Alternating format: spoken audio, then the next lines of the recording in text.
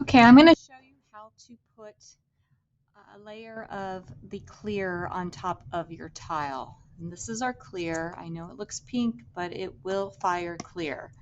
So it's in the container for you already.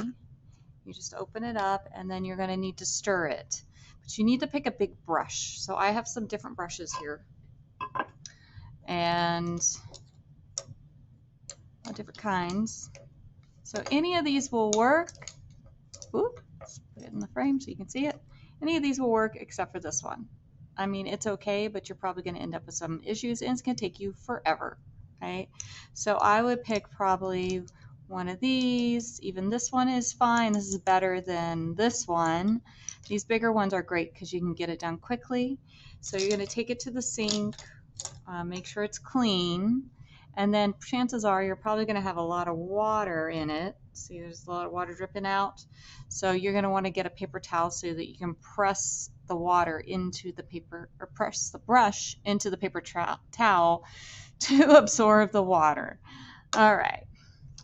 Well, I'm just going to show you how to apply the glaze properly so it doesn't bubble or become cloudy.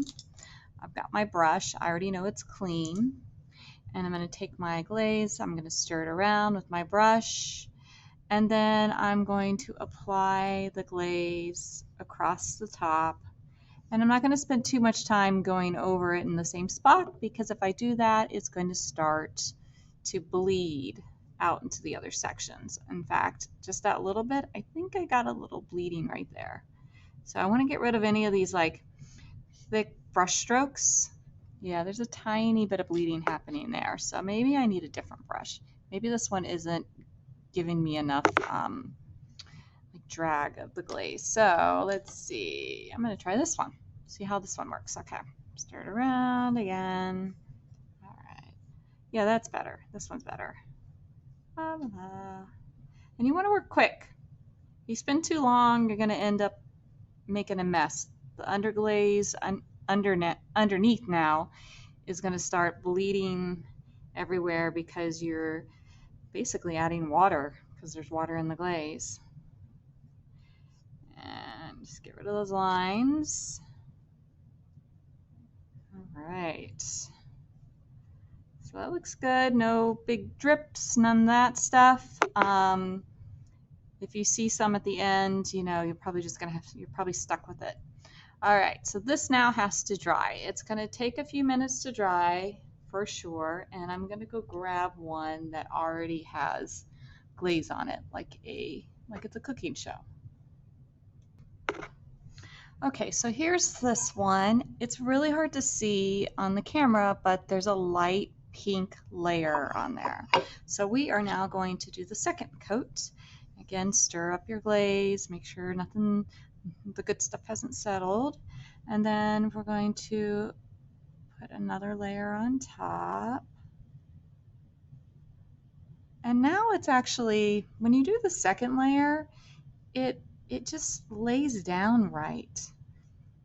I don't know, you probably can't tell, but it's not as streaky because it's really kind of getting stuck to that first layer of glaze. It's really lovely when that happens. You should always have glaze on your brush.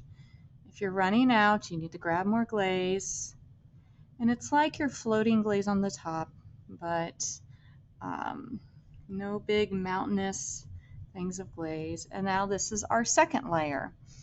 And so I went in a different direction. When this dries completely, then I'll do a third layer. And it may take the next class to finish the third layer. Yeah, so this is all I can do right now. And I'm going to go clean my brush out really, really, really well.